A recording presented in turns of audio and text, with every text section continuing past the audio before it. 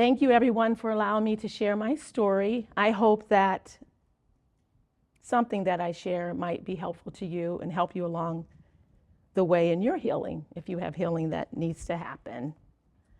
I'm going to start with just telling you a little bit about me and about my family and a little bit about my past. First, I want to say that I am one of 7 children. A lot of children, right? I am the 4th child and the middle girl. So I have a brother, 2 brothers and two brothers and a sister older than me, 2 brothers and a sister younger than me. I have since lost one of my older brothers and one of my younger brothers. And my dad, of course. My mom I still have, so. I am married for 40 years to Jay. Jay and I together have 2 children, Ashanti and Jahari, and I have 4 grandchildren. Actually, 4 between them. And then my daughter has 2 children that she acquired from her husband. So I have a lot of grandchildren. And I get to see them today, so I'm excited about that. So being a middle child is very interesting because I think that you feel like you have to be like a peacemaker sometime and trying to find your way. I don't know, are any of you a middle child? I feel like that, like we have to be peacemakers. But anyway, I grew up in the inner city in Warren, Ohio. I lived on a dead-end street. We were the only house on the street. Imagine the darkest green house. Like, I always think, well, who would paint a house that color green? Just the darkest green and a little depressing. In this house, when you walk in, of course, you have the living room, the dining room, a kitchen, and you have a bedroom on the first floor with a washroom. And I think this house was probably built in the late 1800s. So it's an older home. But when I think about the layout of that house, I don't know why, just writing all of this and thinking about all this, I thought that was really nice layout. The house wasn't so nice because it was so old, but then upstairs there were 2 bedrooms, one for the girls and one for the boys. So there were 3 girls and 4 boys. My dad was employed at Republic Steel from like 1952 to 1969, and he and my mom married in 1956 and started having children right away.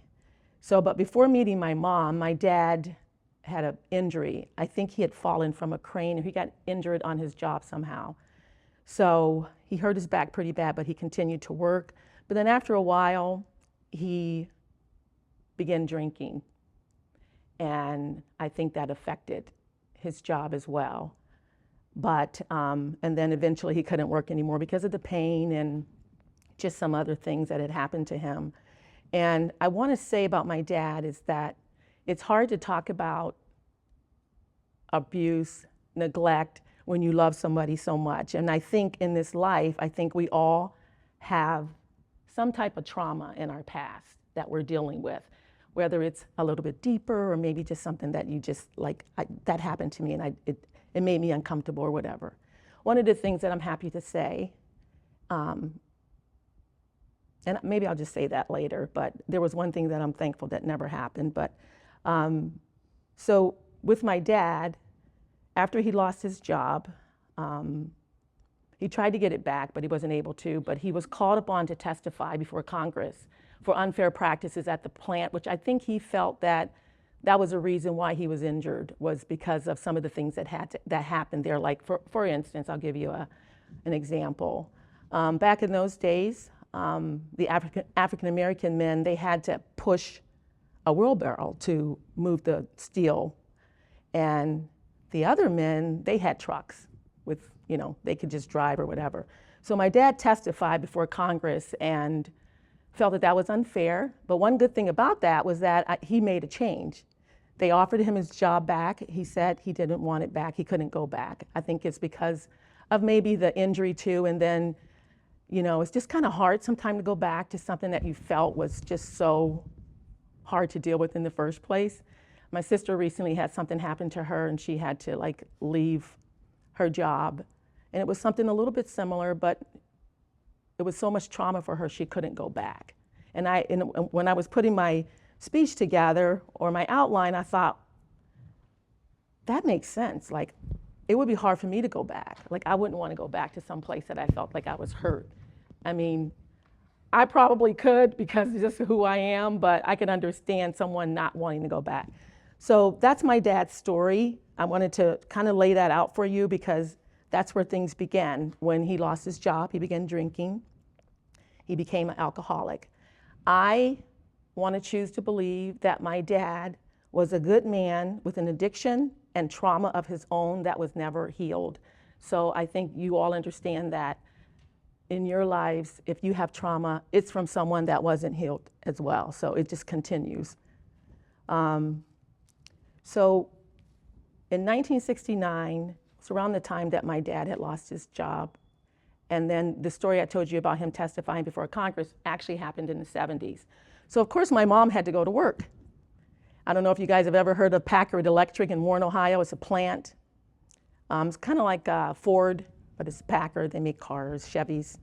So my mom worked there, leaving home 7 children. I was 8 at the time, I think, and then my little sister was 2. So my older sister, myself, and my brothers, we would have to take care of everyone else in the house. And they probably took care of me too, because I was younger than the older ones, of course. But I don't recall my dad being home a lot. Don't know where he was, but I felt like we were alone a lot. And even though my mom kind of worked, at times we didn't have all of what we needed to have because, of course, the money just wasn't there for obvious reasons. So, you know, we didn't have like food and clothing or just simple things that you need in life. Just coats, shoes, all of those things. We didn't have a lot of that. And in our house, you know, when our windows got broken, sometimes they didn't get fixed. You put plastic up to the windows. We had rats. I told my mom the other night I'm going to say that. She goes, "You're going to say that?" And I said, well, it's part of the story. It's the truth. Roaches, rats. I remember one time I wanted to share this, which is kind of scary. But my oldest brother and I were up one night, and you can't imagine this in this house. There were rats like running around, like maybe 15. And I remember my brother with a broom. We were hitting the rats, and I was like, oh my gosh. But that's traumatic to someone that's 8 years old. It's like, what are we doing? But I think when I think back about it, I think, you know, I felt safe because my oldest brother was there. And I think he felt like he had to be our caregiver all the time. And he was a good brother. But just thinking about him now, my oldest brother is still alive. My second brother passed on. My oldest sister is still alive. Myself, my brother that's a year younger than me passed away. My brother below him is still alive, and my sister and my mom. My mom is 89. I'm thankful for her that she's still here to share. She actually would have been here today, but she's on her way. She's going to be flying out to Colorado tomorrow. We're all going to be there for a wedding soon, but she's going early. And I wanted her here, but at the same time, I kind of didn't want her here because I think she still has trauma. So it's, and just sharing this with her, because she says, I want to hear your story. I want to hear what you're going to say. Like she wanted to make sure I had everything right and all my dates and all that. And I said, well, okay, let's talk about it. But she did help me out a lot because she did clarify some dates and some things for me. So, and she's 89 and she has a remarkable memory, which is awesome. And I hope I inherit that from her. So, you know, my brother and I, we just killed those rats. I don't even know if they died. I just know we hit them with the broom, but trying to chase them away. A little scary. So again, we didn't have the clothing that we needed. We didn't have the boots, the gloves, you know, just the normal things that people have. I remember standing at the bus stop, which I hated going to the bus stop because the bus driver would pick us up and then he would go down the street to pick up the other children, but he would back up and there would be like a little lake. And I'd sit at the back of the bus and I'm like, how close is he gonna get? Because I was terrified of the water. Just terrified. And sometimes I would just wait until I would like miss the bus so he could come back up and I can catch the bus on the way out. I remember just being terrified of that dark, murky water. And there's a reason why, probably. I'll tell you about that in a little bit. So, you know, just standing at the bus stop without the appropriate appropriate stockings and just freezing. My legs were, I just remember being so cold, like, what am I doing? Why can't I wear pants? I wasn't allowed to wear pants at that time. And during the school, you know, we would pack our lunches. Going to school, we had packed lunch, but not a lot. So my mom and my dad would bring our lunch after lunch hours at school. So we would have to come out of class and go back to the lunchroom and eat and then go back to class. So that was kind of embarrassing, but at least they brought us lunch, I guess. And then like on the weekends, my dad would take my mom. There was this place, it was called James Frank's. That's how we remember it from being little. All these men that were drinking, they would go down to this house that had all these picnic tables. They would just sit out and talk and drink. Well, my mom didn't want to be there, but my dad wouldn't bring her back with us. Like she wanted to come home. So they would be out like a lot on like mainly just a Saturday. And we would just be home like, okay, you guys were going grocery shopping. Where are you? We're like starving. Like I remember one time my older brother fixed onions for everybody. We ate onions, but now that's the thing, I guess, but like the blooming onion. It's a thing now, but that wasn't what we had. But anyway, that's just to kind of give you an idea of where we were. And then on school days, we didn't have breakfasts at home most often. And I think that was when they first started giving like breakfast in schools. I don't know if you guys are familiar with that, breakfast in schools. So my favorite was that I was able to get chocolate milk, Fruit Loops, or Frosted Flakes. I was so happy to have that. I was like, oh my gosh, this is great. But I was thankful for that. So if you ever wonder if that's a good idea, I will tell you from experience of not being able to have breakfast at home, it's a good idea for these kids that don't have anything, not of their fault, to be fed by us, by the state or whomever, because they just don't have things. And I wish we would have had, I was thankful for that, but there was just so many other things that we needed. And I kept thinking, why? I remember when I was young thinking, why is it like this? Especially after I kind of got a little bit older and I realized everyone else in school had things that I didn't have. So that was just like, okay, this is definitely a little different. And of course, like I said, we didn't have a lot of things, like we didn't have blankets and pillows. So of course that was like a big thing for me. I used to get really cold. I remember putting one of those wire heaters. Are you familiar with the wire heaters that just has like the wiring front? I remember putting that under my cover in my bed. That was so dangerous. So now, Debbie, I can talk about this in a way that I don't get so sad about it because I have a heating blanket now. I have a heated throw. You know, I kind of took care of that blanket thing. I have tons of throws in my house and pillows. So, but it used to be that was really hard for me to talk about, that I was cold a lot. And to this day, I don't like being cold. It's not cold in here, it's just right, Debbie. We had this coal heater in our dining room, which I don't know why it was in the dining room, but it would get red hot. We would put coal in it, and our furnace in our basement didn't work. So that was the only heater we had. It would get red hot, and I remember thinking, I wonder why that doesn't have something around it to keep us safe. Because I mean, it was red hot, like the color red.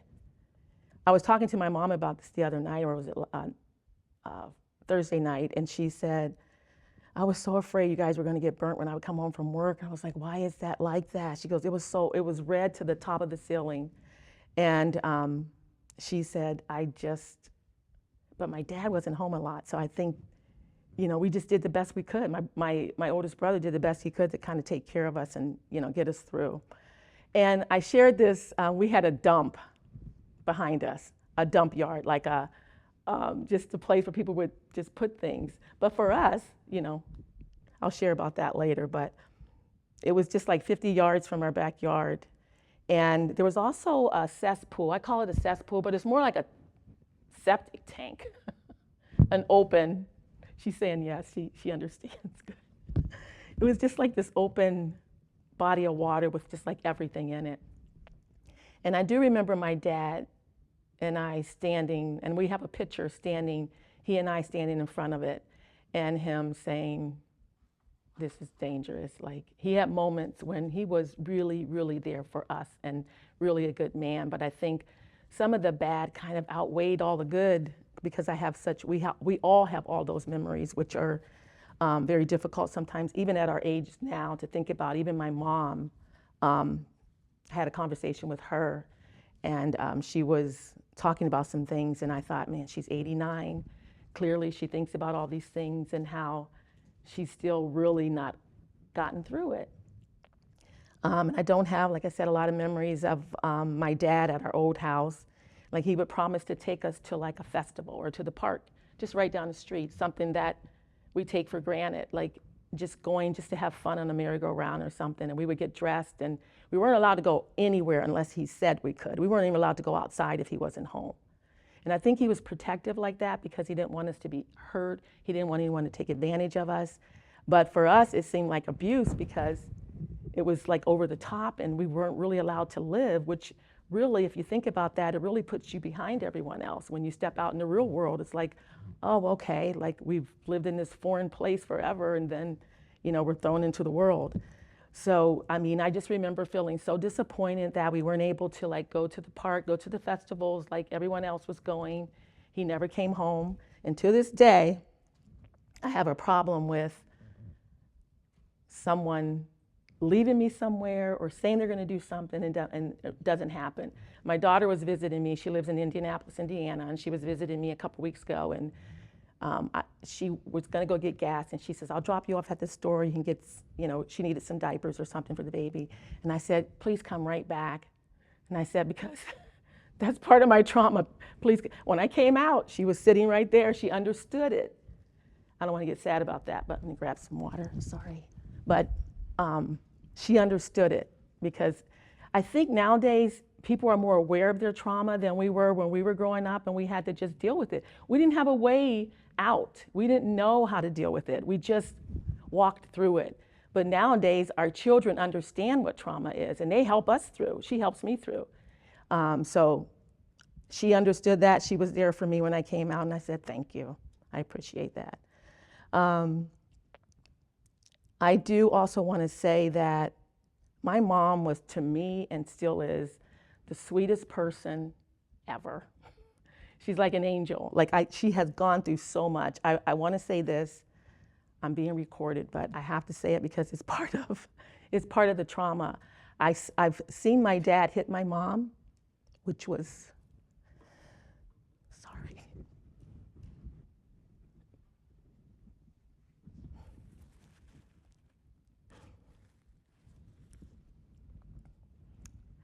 I was talking to her the other night, and she says, I don't know why he did that. I don't know if I forgive him for that. That was hard for me. Why did he do that? We were standing there watching. It's like, and he did it a couple times, which was really hard to see that, because she's so sweet. I mean, faithful. I don't even think she's ever done a bad thing. I know we all are sinners, but I look at my mom and I think, you have never really done anything bad. Like, you're just good. God has made her so good. He's given her such a sweet spirit. So I'm just grateful for her. I'm grateful that I still have her.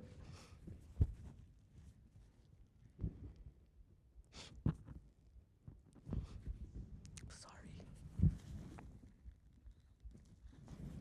Okay, on to something maybe a little more pleasant. My mom and my aunts used to sit around our table in our kitchen, and I remember this. This is probably why I like tea parties so much, Debbie. They used to drink coffee, and I was like, Mother, can you save me some of your coffee, just a little bit in the cup? She would always save me just a little bit of coffee in her little tea, or tea in her teacup, and she would always have cream in it, so that's how I like it now. So I just remember her just being a sweet mother. And so she kind of balanced everything out for us, because even though we had that trauma, it was almost like at the time we didn't know it so much, because she just made everything so sweet. And when you talk about Christmases, there were no Christmases. I remember maybe one or two in my 18 years. And I think when I had children, I overdid it all. And now my son-in-law is like, what is going on in this house at Christmas time? I'm like, I'm sorry, that's just the way it is. So I have to pull back a little bit, but I think I did that because I didn't have anything, and I wanted my children to have something. So, excuse me. Well, that was our old house. So, have to separate the old house from, boy, I'm not going to make it, Debbie. I have to separate the old house from moving. So then we move up, we move out of the house because it had just gotten so bad. I remember a time when we had water up to our basement stairs because the cesspool had backed up in the house. And I thought, my goodness, what if we would have fallen through the floor, or just so much could have happened that God had kept us so safe. And all the dark, murky water, I still have problems with water. I can't swim. That's sad. I'm sorry. I can't swim, but I will learn how to swim soon. I remember in high school, my high school teacher said, if you just go to the bottom of the water and just grab these keys, I'll pass you out of the class. I'll give you a passing grade. And I thought, why did he do that? He should have made me learn how to swim, but he didn't. So, but anyway, another thing I wanted to share is that when we moved to our new house on we call it the north end side of Warren, Ohio, it felt a little bit better, and it was a multicultural neighborhood. It was just so nice, and which felt really, really good to be feeling a little more normal. Our neighbors had kids that were our age. I'm still friends with one of them now. They've lost so many people in their family to different things too. So the people across the street, my sister actually just bought a house across the street from my mom, from one of our neighbors. So that was kind of exciting for her and for my mom especially, that she has my sister right there. But when we moved there, my mom, of course, still working and everything. And my sister and I had to keep the house. We had to clean, we had to cook. We had to wash clothes. Like, we had to do the all-girl thing. I don't know what the boys were doing. I really don't. But my mom worked to 12:30, so we stayed up some nights, a lot of nights, and cooked her dinner, supper, breakfast, whatever you want to call it, at 12:30, 12:45 at night. We would have to stay up and cook. My dad taught us how to cook. So we stayed up and we cooked, and I just was so happy when she came home, and I used to stay up just to kiss her goodnight, or she would bring us this peppermint gum, spearmint gum, and just the smell of it. It's like, did you bring us something? Did you bring just a little piece of gum? We were so happy. But one of the things that kept me up was my mom and my dad argued all the time. And I was so afraid I was so afraid that he was going to hit her that I would sit on the steps and just shake. Like, I would just shake until they settled down and went to bed, and then I went to bed. So, and then I had to get up and go to school the next day. So, talking about 3 a.m, I had to get up at 7, be at school at 7:45. And some days we had to walk, to middle school. And then when I got in high school, things got a little bit better with their arguing, but it never, ever stopped. They argued their whole lives. My dad was a very jealous man. I don't know why. Just little things just kind of upset him. So, that's part of my neglect and a little bit of abuse, because I remember getting whippings. We had to go cut a tree branch off of a tree. That was our whippings. And my mom said to me that night, he whipped you? I'm like, yes, mother, we got whippings. She was at work. She didn't know about all the whippings we got. I'm sure we did something, but it's like, well, not with a tree branch. That was a little much, but that was what they did back in the day. You took branches off a tree, and that's what you got. You got whipped with that. And I need to say this. It's hard to say this, but I'm going to say this. My brother, one of my older brothers, who passed away of MS, and he had a mental illness. And, you think about his life, and it makes sense. It all makes sense. It shouldn't, but it does. So my dad was having an affair, and my brother saw him, and he told on him. He pointed at him and told on him, and my dad was mad about it. So my dad was whipping him, and my brother ran off, and my dad had a gun. He was going to shoot my brother off the roof, and all the neighbors called the police. It was just so much. It's like, what are you doing? Like, stop it. But anyway, my brother, he got saved. My brother was saved, and he was the reason why I got saved. But he passed away 10 so years ago. I was very close to him. He passed away of the complications of MS, which I think probably was maybe a heart attack or something. But he also had a mental illness, and I'm sure the mental illness was a result of childhood trauma. And I have another brother that also has a mental illness right now, but he's a Christian too, and he is okay at the moment. So he's been through a lot. So that's just to kind of give you a background of who I am, where I come from. I've been very, very honest about all of it because I wanted to give you the full story.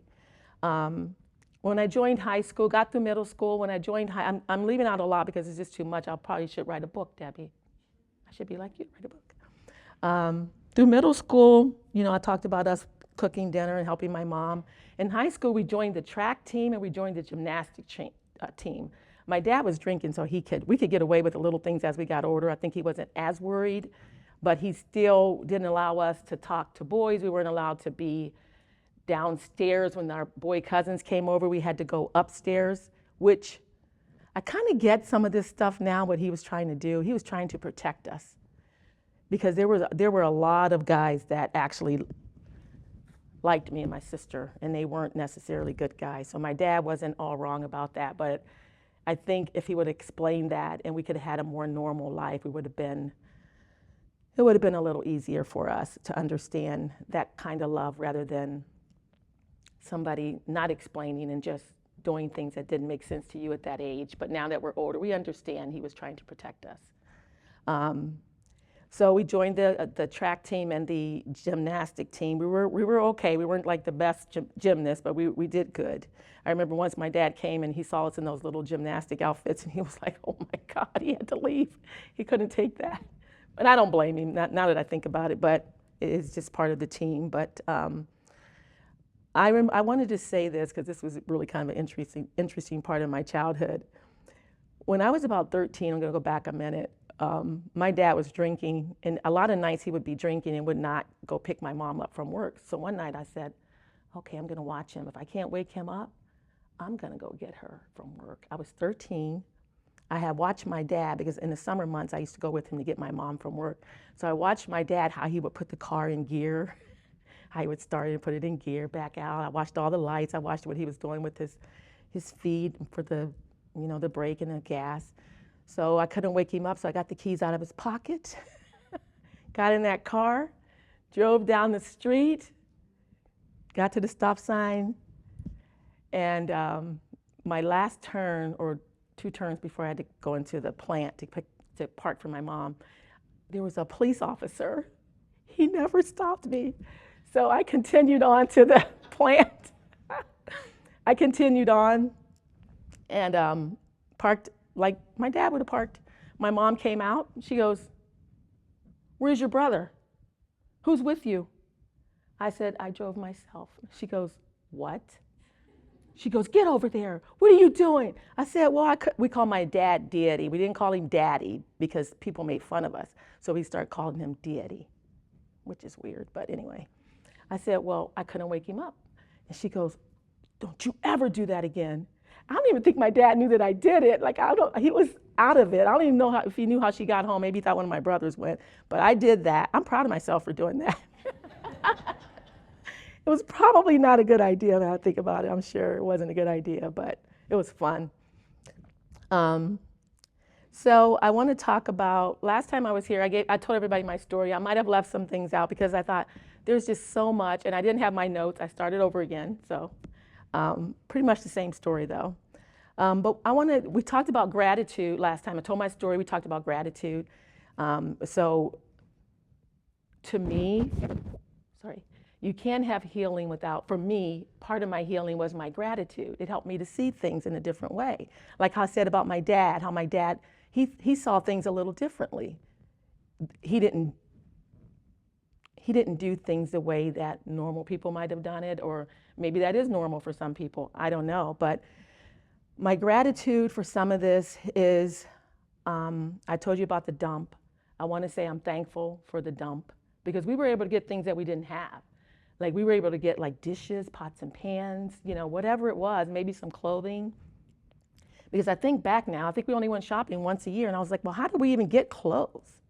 My mom was saying, well, your grandma would bring you stuff here and there, and I think everybody was afraid of my dad, so nobody would come around to rescue us or help us to do anything. I was like, how did we live that long like that? Like, because people were afraid. But with the dump, we were able to get things that we needed. We actually even got some furniture sometime. We got this swing set. My brothers put it in our backyard. And when my parents weren't home, we weren't allowed outside. So, of course, our neighbors came down. We're looking out the window, and they're playing on our swing set that we pulled off the dump. And we had a goat. I didn't say this, but we had a goat. My dad bought a goat, and he tied it to the tree. So my neighbors from the other street over would come over to our street, get on our goat, try to ride our goat in the morning, playing on all of our playground equipment, and we're sitting in the house looking out the window. So it was a weird story, but my dad was one of those Southern men who would take a goat. I don't know, you probably have animal lovers in here, but back in the day, they would kill the goat, cut the goat up, whatever. And he would go buy a half of a cow sometimes. But that was mostly when we moved up to the north end of Warren, because he actually got on Social Security. He got money for us then. We didn't see a lot of it, but he did go shopping once a month, and he would get a half of a cow and put it in a deep freezer.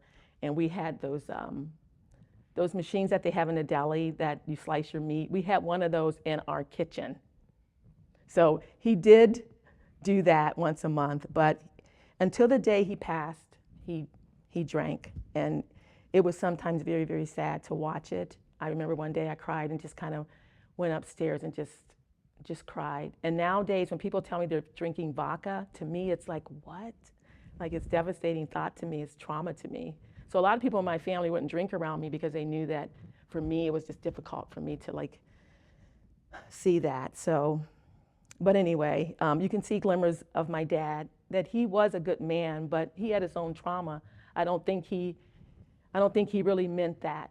So I'm not mad at him or anything. I just realized that even though he was a good, in his heart, he wanted to be good, he had his own trauma. There are some things that happened that weren't so pleasant that really affected all of us. But getting back to my gratitude, just so thankful for the dump. I'm not thankful for that cesspool. That was terrible. I'm thankful to God that we made it out without injury, without anyone drowning or getting but I do remember we got sick a lot. We had scarlet fever. We had a tag that the health department put on our house and said that it's quarantined because we had things that other people didn't have.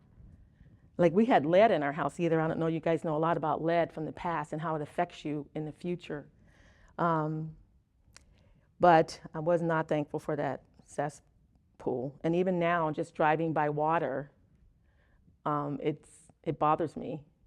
It bothers me a lot to drive by water, even if it's just a little pond in the dark. If it's clear away from the road, I'm okay. I once went to New Orleans and we had to go over Lake Pontchartrain. And when the hurricane happened a few years back, Lake Pontchartrain went down. When you're driving by it, it's just like the guardrail is just like that high. It's not very high, and it's really scary. So those moments in life still bother me, but I really do need to learn how to swim. I'm gonna do that. We had all these fruit trees on our property. I don't understand how they had so many fruit trees, but they had cherry tree, the apple tree, the pear, peach, plums, raspberries. We had the raspberry patches, the strawberry patches, the blueberries, the blackberries, the elderberries, the daffodil greens. We had these two old ladies that would come and say, "Can we pick daffodil greens?" And we're like, "Sure." We didn't even know what they were. We didn't know what daffodil greens were. But they saw that we were needy, and they would also bring us clothes. They brought us, I remember once they brought clothes for us because they could see that we were needy. And I have a very vivid memory of the cherries on our cherry tree. And I don't see cherries like this anymore. They were this big and round and red and so tasty, but we had to grab those before the blackbirds got them. So again, I'm grateful for that. I'm grateful for people that it wasn't a lot of people that got sent along the way, but I'm grateful for the people that did come along, the two little old ladies that were picking daffodil greens, the occasional salesman that would just come by and sit at our table and talk with us and our mom. Those were the days when you can actually let a salesperson in. Now you got to be careful of everything. But just grateful for those things in my past, and I'm grateful that I had friends that came along. I had some friends in high school, and we were still even needy in high school, but had a couple friends, Kathy and Helen, that actually made me and my sister some patchwork jeans patchwork. Have you seen those jeans that just kind of patch together? They made us jeans like that. And we're still friends. Actually, my sister gave me a little birthday party, and they came in June of this year. They were there. I said, I'm so glad that we're still friends. They were so good to us. They cared. They had a heart that they cared. So that's my story. I want to share now about how God redeemed me, which I want to acknowledge that I know everybody's trauma is different and the way we heal or navigate through it is different. So I respect everyone's story and everyone's pain. But mine happened when I got saved in 1980. My life totally changed. I remember sitting in a pew, and it was a apostolic faith church. So it was a church that they didn't hold back. They're singing, they're praising, preaching loud. And I remember a girl, I was probably in the back pew on this side of the church. And my brother Wayne, the one that passed away of complications from MS, he had started going. And I felt God calling me, but I was just like, not ready to go yet. And actually, I felt God calling me when I was 16, but at this time, I think I was 19. And I remember when I was 16, I didn't go because it was at a Baptist church, my family's Baptist church. And I remember feeling like, nobody's serious. Like a couple people were laughing. I was like, I don't want to go. But then when I was 19, and I felt God calling me, when I think about the calling, I felt like it feels to me, or felt to me like a warm summer day with like the wheat field just like this. And I can feel him calling me. I can feel myself changing. And I was like, oh man, I know I need to go. I know I need to go, but I'm so afraid to go. And I was like, why am I afraid to go? Because I was afraid to walk up in front of so many people. And that's the way they did it then, or at this church. So I remember a girl named Mia. She turned around, and my eyes were welling with tears because the Holy Spirit was just calling me so heavily. And I was crying, and she goes, you know, God has been so good to you. And I thought, I'm shaking my head. And they were singing that song, come on, come on, come on, don't you want to go? And I was like, yes, I want to go. I didn't say that. I was thinking I was singing that. And when they did the altar call, my heart is pounding now, just thinking about it. It was pounding, like I thought I was going to jump out of my chest. I thought I wasn't going to make it. I thought I was going to fall out before I got there. But I made it, and I accepted Christ, and I got baptized that day. They took me right back, and they baptized me. And that changed me forever.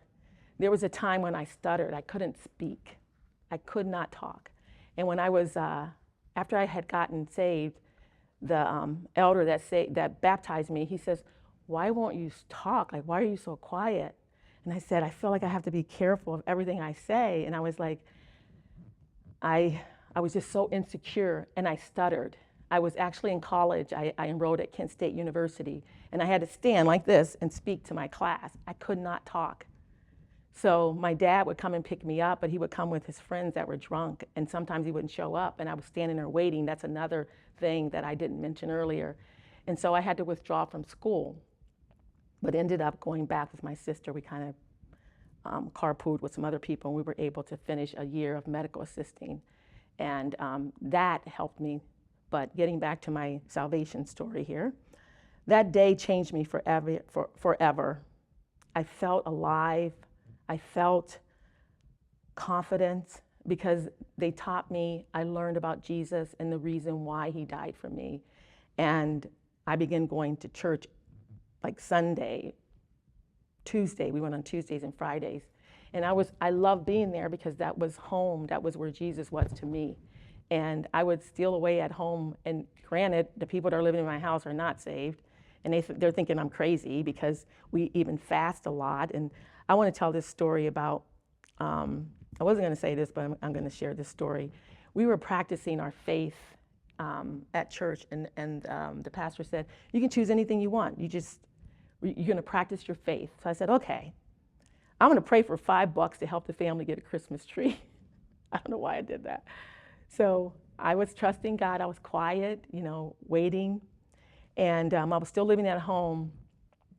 And my dad had a friend that came over. He was a nice guy. And he said, they call me Poochie at home. And he goes, so you're Poochie? And I said, yes, I am. He says, you've grown up. I said, yes, yes, I have, you know. And he goes, I want to give you something. And he reached in his wallet and he gave me $1. And I didn't want to take it, but he said, please take it. So I took it. Because, you know, I'm just home. I'm not doing anything. I'm not in school. I'm just home. So he comes back. He goes back in the kitchen, talked to my dad. My dad was fixing something, cooking. My dad liked to cook. And he came back in. He says, you know, I'm ashamed of myself. He says, I have $5 in my wallet, and I'm going to give this to you. And he says, I want to tell you something. He says, God is going to use you, and he's going to bless you. You are his daughter. He told me that. And I was like, oh, okay. So just that little bitty story really gave me so much faith about who God was, because that was a simple thing. But God answered. Like, that man had no idea I was praying to God about anything. He was just there at our house. But it was just good to see God's faithfulness to me in such a little thing. So God began to change me. He began to make me stronger. I began praying and reading, talking to my other Christian friends, just kind of hanging in there at church. And I have seen God has seen me through so many things, just so immediate, just immediately helping me. I want to tell you a story really quick about my job. I'm still working. I've been working at this company for 23 years. I work for a health insurance company. And I was praying about, well, you know what? I'm not going to share it. I'm going to share another one when I was a little bit younger, because this is a really good story. Both of them are. But God is just always doing something. He's always answering the prayers. He's always watching over me. And it's like, wow, like immediate answers. So it's just sometimes shocking to me. And at one point I said, God, you're like taking over my life. Like, you're really just like doing everything. But, well, you know what? I'll share the current one. On my job, it's hard working at companies when you're dealing with different personalities. So I was in a situation where I was in a cubicle and I was just kind of like locked in the back by a window, and there were a lot of people around me. And I said, God, I just really would like to move out of this. It's too much for me. And I had gotten a promotion, and I was waiting to hear if I was going to have this office. And I said, it sure would be nice. These people are on vacation. Sure would be nice if you moved me right now. I was praying that morning. The facility guy came over. He says, hey, you're moving today. They moved me right away. This was a couple years back. I mean, that's a recent story. But I'm saying that to say, when you are really in a place where you need God, he's going to do it. He has always done it for me. He's always just been so faithful. And when I face things that I don't have the ability in myself to do it, I said, God, can you give me your grace? Recently, my mom had a friend that was really ill, and he passed away. He was passing, and no one was there. My sister was out of town. My other sister moved to Colorado. My brother's there, but when you're going through something like that, you need your daughter. So it's like, okay, so it's like 9 o'clock at night. A friend of the family calls and say, hey, look, do you think well, she didn't ask me to come. She just said that all these things were going on. So I jump in my car, 9 o'clock at night, drive to Warren. I go to see my mom. She's like, she had no idea I was coming. I go up to her room because she's changing. She wants to go back to the hospital because her friend is really low sick. And I was like, what are you doing? She goes, what are you doing here? Her face is red, and she's like concerned. And I said, she goes, we got to go back to the hospital. And I said, can I wait till tomorrow? And she goes, no. I said, okay, you change and we'll go. So we went. I stayed with her. And then the next night, you know, I even worked from my sister's house because she has Wi-Fi, so I had to work over there. And then we went for lunch, and we went back at night. I stayed with her. And then that Saturday, I was going to drive back to Canton. This happened in July, the end of July. And I said, okay, so I'm going to run home real quick, and I'm going to run back. And when I got on the road, she called and said, he passed away. So I had to go back and be with her. And I said, God, I don't know if I have the capacity to do this because it's so much. But before I even thought about it, I got there. It's like God gave me the grace to go through it in those moments that are hard, when you have to be emotionally involved, when you had to help somebody that you don't have the capacity to do it. God is always there. He gave me that. I'm sharing that because it's part of my relationship with God and his faithfulness and just how strong he is and how he's like God of the universe. So he can do everything. And so he gave me the grace to be there, the grace to help my mom, the grace to go through it. Even during the funeral, I was there with her and just the whole thing. And for her, it was devastating. And I walked through with her, and that was one of my, I'm feeling like now God is putting me in situations that are more urgent. It's like, okay, as long as you have your grace, I'll do that. I'm able to do it. So, you know, God redeemed me, my trauma, through being saved and trusting him. I haven't been to a counselor yet. I don't know. My sister said, you should probably go just because. And I said, I will if I can find one that I feel like if I have a reason that I feel like I need to go. And at one of my churches, we had a group of counselors that came in and they talked with me and they said, well, you look like you're doing okay to me. So I was like, okay, I think I'm okay. But I just trusted God at his word that he was the God of the universe. He was who he said he was. I trusted him to heal me. I trusted him to walk me through life. And he has done it. There are days when I don't feel worthy because I don't have a degree. I don't have a 4-year degree. I'm a medical assistant. I have a 1 year and I have some other studies, and I've been manager at my company. I've been supervisor, manager. I'm still a manager. And God has brought me through that way. And all those things that I didn't have growing up made no difference to God. He still promoted me. He took over my life and he made it like he wanted to be. And even some things that I desire, he has provided those for me. So every day I'm pushing through. I don't want to stop because there's someone that needs me. I have a place in life. I want to live in my healing. I don't want to live in the past. So I do have moments like with my mom that was hard for me to hear her say that to me recently. Why did I have to go through that? I weep for her. I weep for my brother, a life that he didn't have. I have a brother that committed suicide, my brother that's younger than me, because I think he had an addiction that he couldn't talk about. I don't know. So we all still have our traumas, but I want to live in my healing. I want to surrender to what Christ did for me. I want to surrender to my healing, my joy, my transformation. I surrender to all of that. And I want to keep doing that every day. So when I'm faced with, like I said, with a difficult situation, it's always that I ask for God's grace. And he always gives it to me. When it's over, I was like, oh, I did it. It's okay. I got through it, you know. I want to give a scripture, and I also wanted to say that, of course, Psalms 23, love it. I love that. Psalms 23, the Lord is my shepherd. A scripture, 2 Corinthians 4, 16 through 18. This is why we never give up. Though our bodies are dying, our spirit is being renewed every day. For our present troubles are small and won't last very long. And how I get through some of this now every day, I'm constantly moving through it. I make a conscious decision each day to ask God for his grace and his mercy. And even when things, like I said, are very, very difficult, he has not failed me. And again, I surrendered. I want peace. When I'm in those, just last week, I felt so down. I was like, why am I feeling so down? Because of the weather, probably. But I was like, you know what? I'm going to choose to be happy. I'm going to choose. I'll turn on lights. I'll turn on soft music, whatever it is. Get me a cup of tea. I'm going to choose to have joy and healing, and I'm going to keep growing. So what do I think God can help you with through what I've gone through? I would say, and I'm saying this to myself, don't hold yourself hostage to the person that you used to be, but surrender to who you have become in Christ and live there. Like it's a constant fight not to go back. Like when I was writing this, I thought, I'm sad, you know, but I don't want to be sad. I want to live here. That happened to me. I made it. Through the grace of God, I made it. I'm happy that I made it. So I surrender to what Jesus did for me. I surrender that.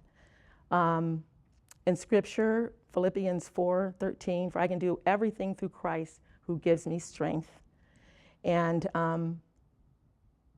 I want to say that my son, I was talking to my son yesterday, and he's having some issues. He's a head coach, and there's all these things that are going on. He and I were just having this conversation, and he had said something to me because I said, "Oh, I got to go talk tomorrow, at Debbie's church, Aunt Debbie's church."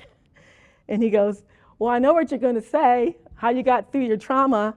He said, "You surrendered and you centered yourself in peace, believing in something greater than your problems." And I thought, wow, it almost makes me feel like tear up. Like I thought, he doesn't even know that I wrote this down. He was talking, I said, "Oh, let me write that down." Because I was looking for clues from God. I was like, "God, tell me some things, give me some things to say that express like what I've been through and how you've healed me and how you've brought me through." And when my son said that, I wrote it down. So again, it's surrender and center yourself in peace, believing in something greater than your problems, and that would be Jesus. And that's it. In Mark 5:34, he said to her, "Daughter, your faith has healed you. Go in peace and be freed from your suffering." And then 1 Peter 5:7, cast all your anxiety on him because he cares for you. I want to live in my healing. I surrender to everything that Jesus did for me.